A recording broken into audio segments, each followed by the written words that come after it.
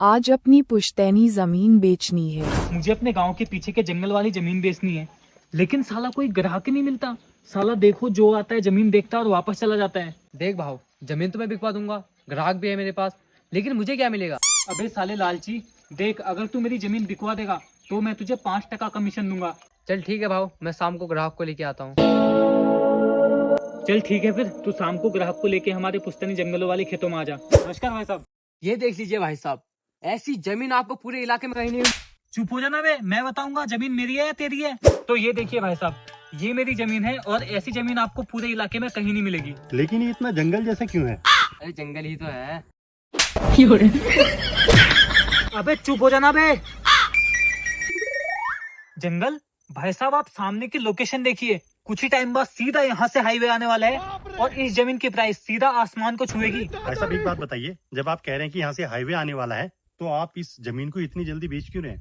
इसके पीछे भी एक बहुत बड़ी मजबूरी है।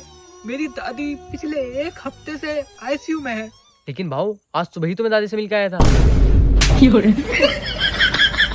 ठीक है भाई साहब, इस जमीन की फाइनल कीमत बता दीजिए, डील डन करते हैं। देखिए भाई साहब, अभी के हिसाब से तो इस जमीन की कीमत 2 करोड़ होती है, लेकिन आप 80 लाख में रफा दफा कीजिए। अब क्या करें, मजबूरी का नाम महात्मा गांधी। चलिए भाई साहब, ये कुछ डॉक्यूमेंट्स हैं, इनमें आप साइन कर दीजिए और डील फाइनल करते हैं। लीजिए, आप यहाँ पे साइन कर दीजिए। ये लीजिए भाई साहब, इसमें आपकी अमानत पूरे के पूरे 80 लाख रुपए हैं।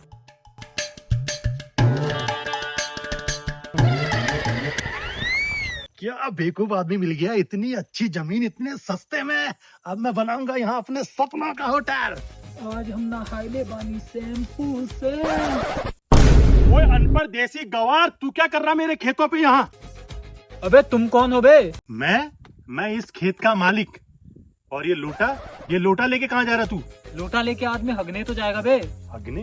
मेरे खेतों में हगने आएगा तू? सुन बे, अगर आज के बाद तू इन खेतों पे दिखा ना तो तेरे हाथ पैर बोरी में डाल के भेजूंगा। अरे छोड़िए जी, हमें क्या पूरा गांव हगने आता है इन जंगलों में। ओए चुलबुल, ओए कचरा, वो चूना लगा दिया।